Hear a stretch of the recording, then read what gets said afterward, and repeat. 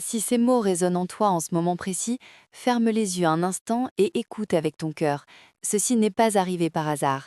Le Saint-Esprit a orchestré cette rencontre exacte parce qu'un séisme spirituel invisible, mais extrêmement puissant, vient de se produire dans ta lignée familiale. Cela s'est passé il y a quelques jours seulement, peut-être même dans les dernières 48 heures.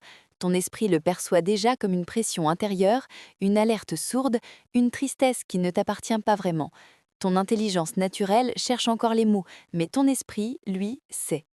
Je parle à toi qui porte depuis plusieurs jours, parfois des semaines entières, un fardeau que personne autour de toi ne semble voir. Tu te réveilles brutalement à des heures impossibles, 3, 4 heures du matin, le cœur qui cogne, une urgence inexplicable dans la poitrine. Une tristesse lourde, presque physique, s'installe et refuse de partir même quand tout semble bien en surface. Tu ressens un deuil qui n'est pas le tien, une lourdeur qui te suit partout, comme si l'atmosphère elle-même avait changé.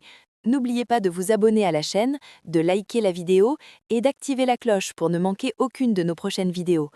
Ce n'est pas de l'anxiété banale, ce n'est pas ton imagination qui s'emballe, c'est le poids écrasant de regrets, de convictions profondes et de réveils forcés qui s'abat en ce moment même sur les personnes qui t'ont maltraité, rejeté, manipulé, humilié et utilisé comme bouc émissaire pendant des années, parfois depuis l'enfance. Tu captes les tremblements spirituels de leur réveil brutal. Leurs yeux s'ouvrent violemment à la vérité de leurs actes.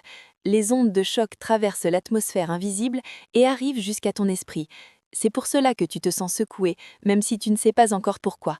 Pendant trop longtemps, dans ton système familial, tu as porté les étiquettes les plus douloureuses.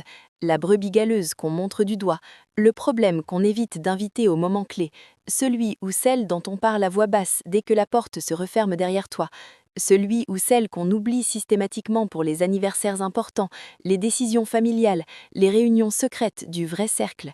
On te souriait quand tu étais présent, mais les sourires n'atteignaient jamais les yeux. Les regards étaient glacials, distants, chargés d'un jugement muet qui transperçait plus violemment que n'importe quelle parole cruelle. Et le plus destructeur, chaque fois que tu as osé nommer la réalité, chaque fois que tu as tenté de mettre la lumière sur ce qui se passait vraiment, on t'a immédiatement retourné la situation. Tu es trop sensible, tu vois le mal partout, c'est ton imagination qui s'emballe. Tu exagères comme toujours. Arrête de tout prendre personnellement. On t'a fait douter de ta perception, de ton discernement, de ta santé mentale. On t'a gaslighté de manière méthodique et répétée pour protéger leur propre obscurité, leur jalousie non assumée, leur dysfonctionnement qu'ils refusaient obstinément de regarder en face. Tu es devenu leur poubelle émotionnelle, leur cible parfaite, leur bouc émissaire commode pour déverser tout ce qu'ils ne voulaient pas affronter en eux-mêmes. Mais écoute cette vérité qui change tout. Le ciel a tenu un registre exhaustif.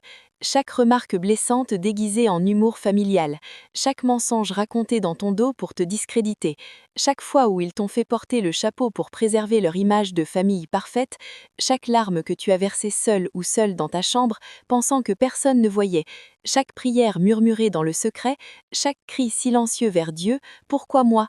Dieu a tout vu, tout enregistré, et il a prononcé un décret souverain. La saison de leur tromperie confortable, de leur fausse innocence, de leur déni collectif est terminée.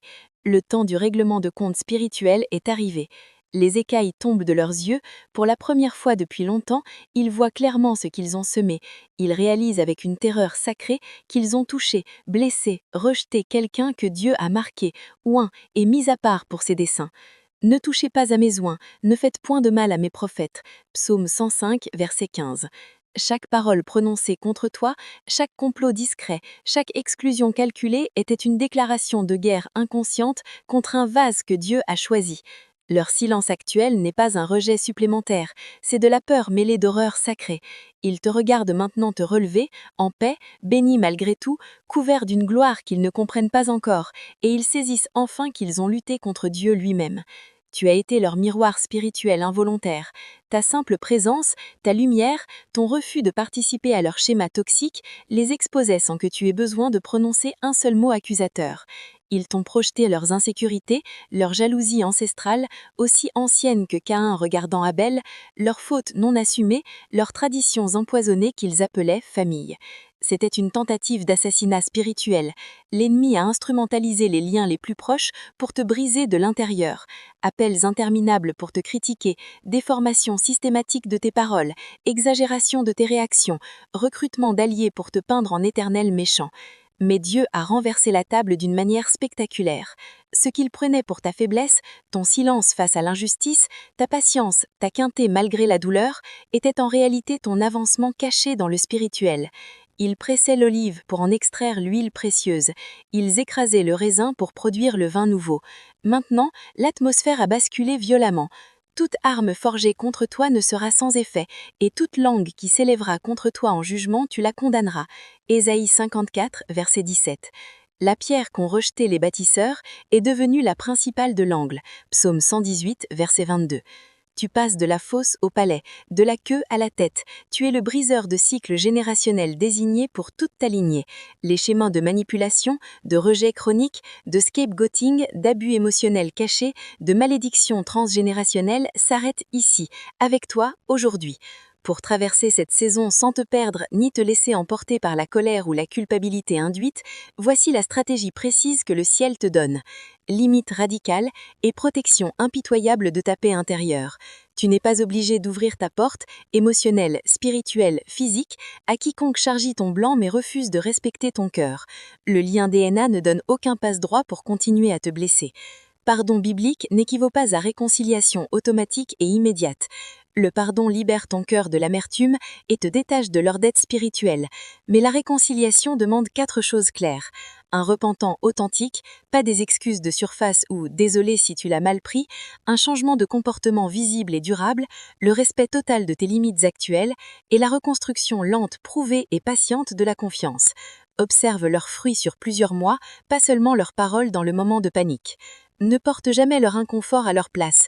Tu n'as pas à te précipiter pour les soulager de la conviction qu'ils ressentent. Laisse l'esprit faire son œuvre profonde. Si ton esprit intérieur dit non, pas encore ou danger, crois-le, c'est ton discernement qui parle. Le sang de Jésus-Christ est infiniment plus épais, plus liant, plus fort que le sang du boussin maternel.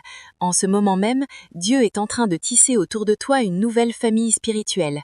Des mères et pères dans la foi qui nourriront ton appel, des frères et sœurs qui célébreront ta lumière au lieu de chercher à l'éteindre par jalousie ou compétition.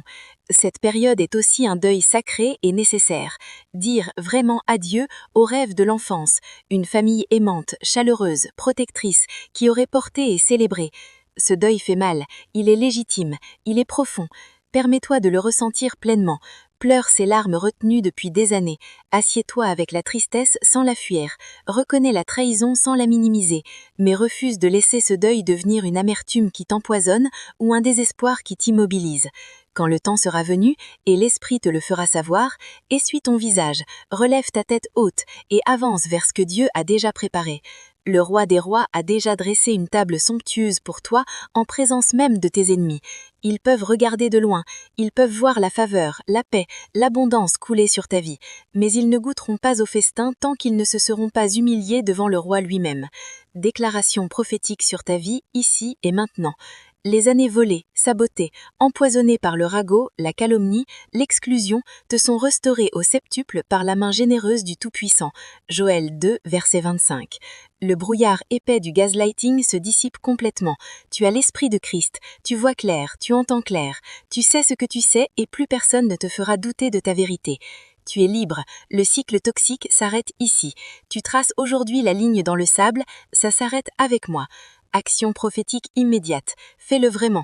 Ouvre les commentaires et tape l'une de ces déclarations, à voix haute dans ton cœur en même temps que tes doigts écrivent.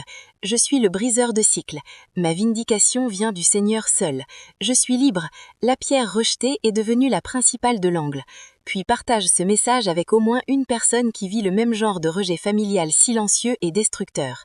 Il y a des brebis blessées, isolées, qui pensent devenir folles, qui se demandent si elles sont vraiment le problème. Elles ont besoin d'entendre qu'elles ne sont pas folles, que leur douleur a un nom et qu'il y a de l'espoir, de la guérison et une vraie famille de l'autre côté. Je prononce sur toi la bénédiction ancienne et puissante, Shalom. Paix complète, rien ne manque, rien n'est brisé, rien n'est perdu. La bonté et la miséricorde de Dieu te traquent comme un lion traque sa proie, mais pour te submerger, te favoriser, t'envelopper, te restaurer au 100 fois. La bataille est terminée, la victoire est déjà tienne. Au nom puissant, précieux, victorieux et incomparable de Jésus-Christ, Amen et Amen.